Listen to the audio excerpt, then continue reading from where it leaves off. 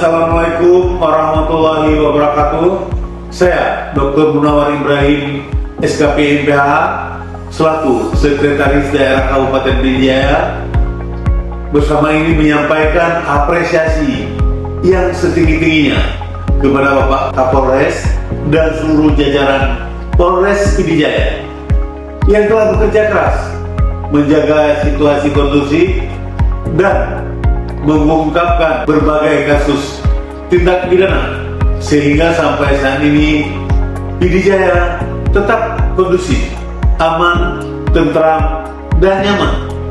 Kami, jajaran Pemkab Pidijaya, akan selalu mendukung dan mendoakan semoga ke depan Polres Pidijaya akan semakin profesional dalam tugas, juga selalu bersama masyarakat.